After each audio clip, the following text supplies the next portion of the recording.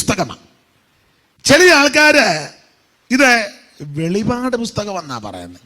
വെളിപാട് പുസ്തകം വായിച്ചാലും അങ്ങനെ, പറഞ്ഞാലും നമുക്ക് വെളിപാട് പുസ്തകം വായിക്കാം.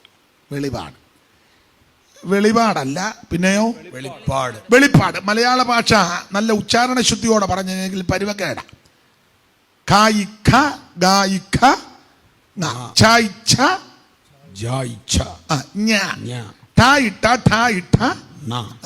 അക്ഷരസ്ഫുടത. പണ്ടൊക്കെ ആശാങ്കളിരിക്കുന്ന ചൊല്ലി പഠിപ്പിക്കുക.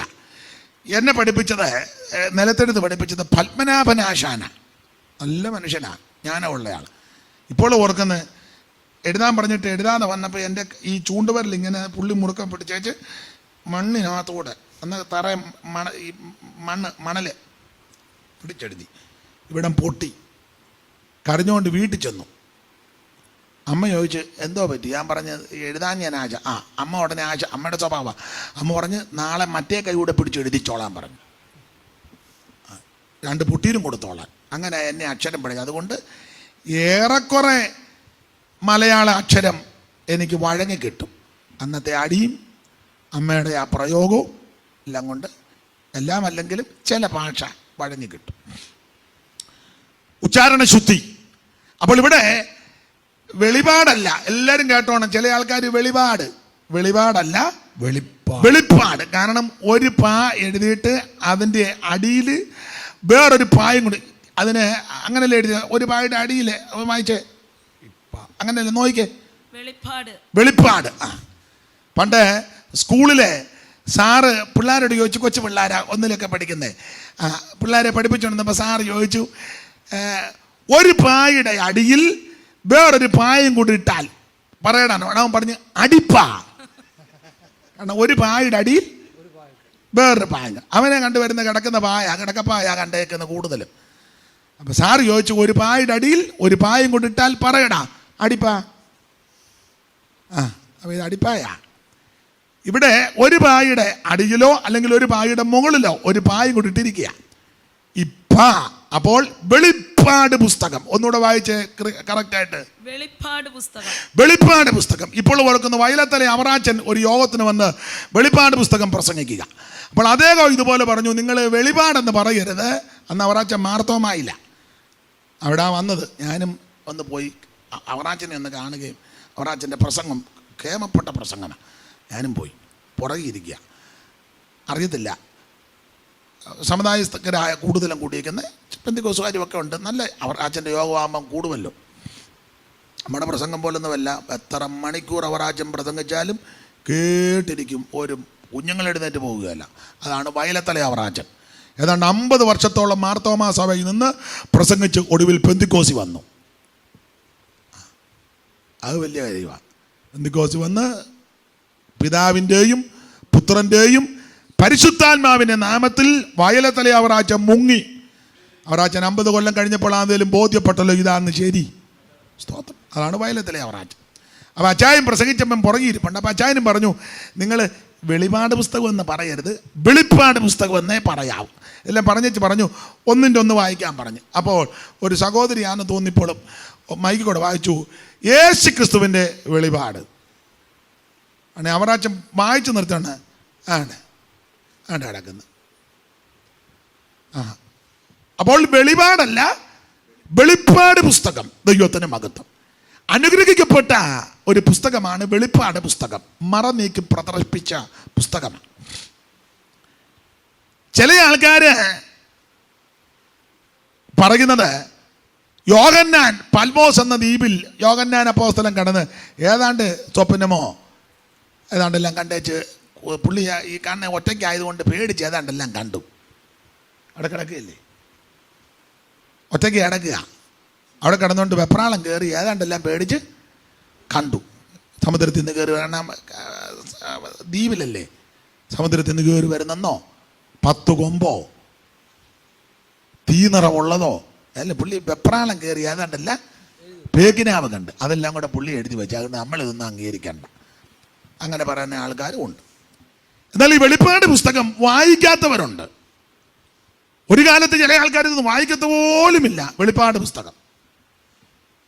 എന്നാൽ വെളിപ്പാട് പുസ്തകം വായിച്ചോണം. കാരണം ഇത് അത്യാവശ്യമാണ്, പഠിക്കണം. വെളിപ്പാട് പുസ്തകം പഠിക്കണം, കേൾക്കണം, ഗ്രഹിക്കണം, അറിയണം, വായിക്കണം, ധ്യാനിക്കണം. കാരണം ഒന്ന്, എല്ലാം പറയുന്നില്ല, ഒന്ന് വേഗത്തിൽ സംഭവിക്കേണ്ട കാര്യമാണ് ഇതിനകത്ത് എഴുതി വച്ചിരിക്കുന്നത്. ഒന്നിന്റെ ഒന്ന് വായിച്ചേ.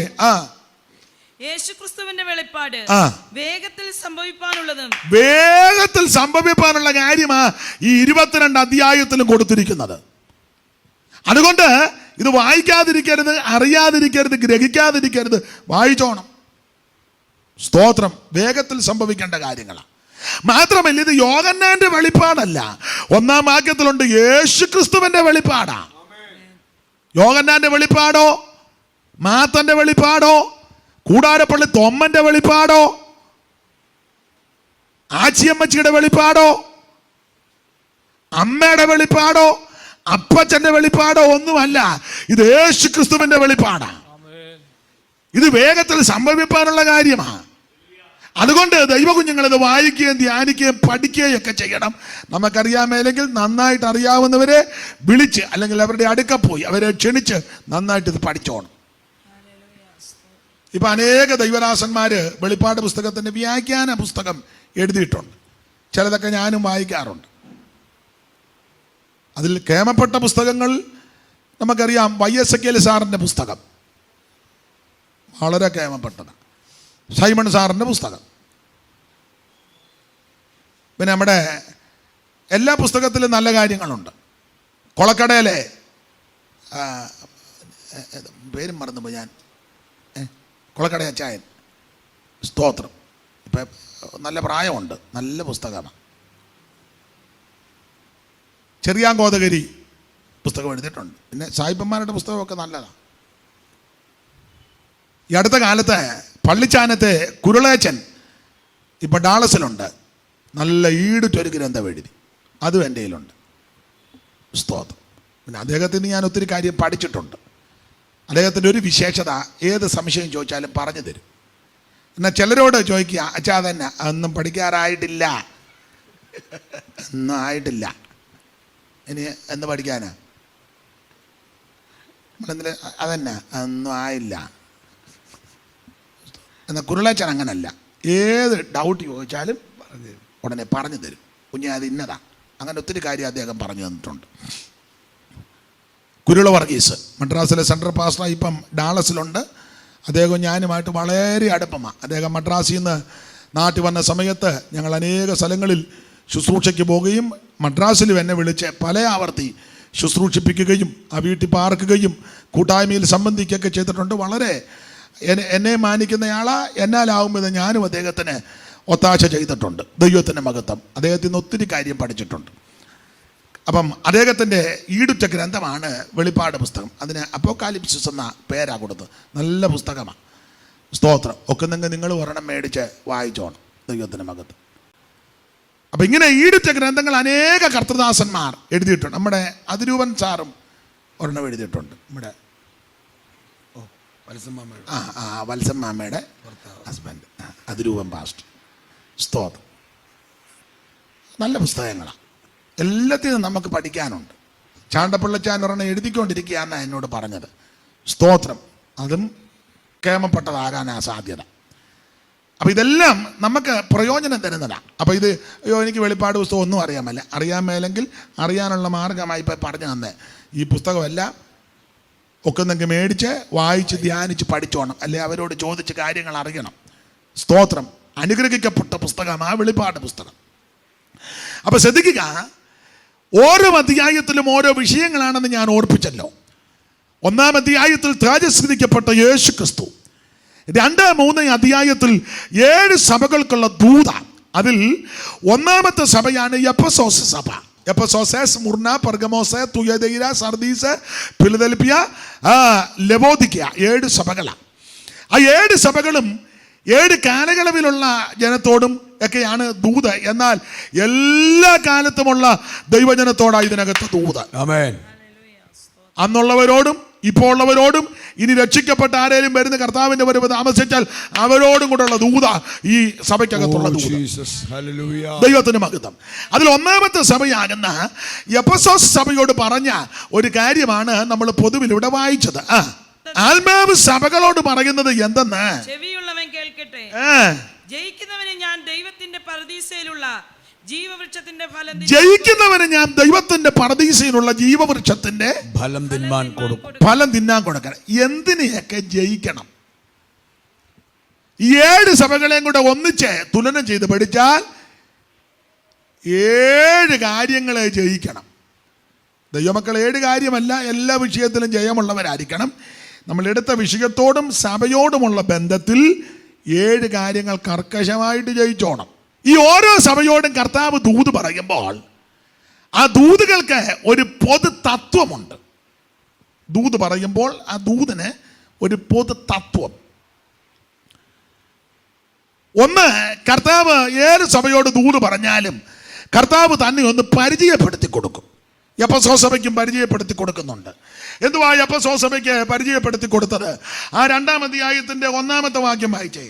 എഫെസോസിലെ സഭയുടെ ദൂതൻ എഴുതുക. എഫെസോസിലെ സഭയിലെ ദൂതൻ എഴുതുക. 7 നക്ഷത്രം വലങ്കയിൽ പിടിച്ചും കൊണ്ട് 7 നക്ഷത്രം വലങ്കയിൽ പിടിച്ചും കൊണ്ട് 7 പൊൻനിലവിളക്കുകളുടെ നടുവിൽ നടക്കുന്നവൻ അരുളി ചെയ്യുന്നത്. ഞാൻ പരിചയപ്പെടുത്തുക. അല്ലയോ എഫെസോസ് സഭയെ, നിങ്ങളോട് ദൂത് പറയുന്ന, ആലോചന പറയുന്ന, അരുളപ്പാട് പറയുന്ന ഞാൻ ആരാണെന്ന് ഒന്നുകൂടെ വെളിപ്പെടുത്താം. 7 നക്ഷത്രം വലങ്കയിൽ പിടിച്ചവൻ. ഹല്ലേലൂയ. 7 പൊൻ നിലവിളക്കുകളുടെ നടുവിൽ നടക്കുന്നവനാ എന്ന് പറഞ്ഞാൽ ചത്ത ദൈവമല്ല, നടക്കുന്നവൻ എന്ന് പറഞ്ഞാൽ ജീവനുള്ള ദൈവം. ജീസസ്.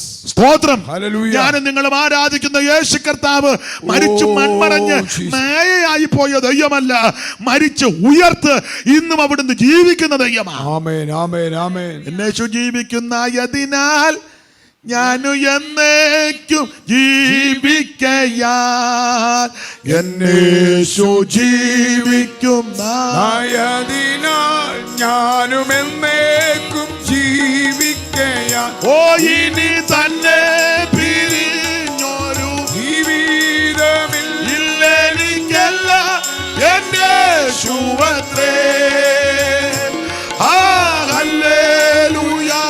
ജയം. ഹല്ലേലൂയ. യേശു കർത്താവ് ജീവിക്കുന്നു. ഹല്ലേലൂയ. ജയം. ഹല്ലേലൂയ. യേശു കർത്താവ് ജീവിക്കുന്നു. അപ്പൊ ശ്രദ്ധിക്കുക, ഞാനും നിങ്ങളും ആരാധിക്കുന്ന യേശു കർത്താവ് ഇന്നും ജീവിക്കുന്നവനാ. ആമേൻ. എന്ന് പറഞ്ഞാൽ ജീവനുള്ള ദൈവമാ. ബിൽഡിങ്ങിന്റെ മണ്ടയിലോ 4 കൂടുന്ന ബസ് സ്റ്റോപ്പിന്റെ സൈഡിലോ മുക്കിനോ മൂലയ്ക്കോ അനങ്ങാതെ നിൽക്കുന്ന സ്റ്റാച്ചു അല്ല ക്രിസ്തു. ആമേൻ. അവിടുന്ന് ജീവനുള്ള ദൈവമാ.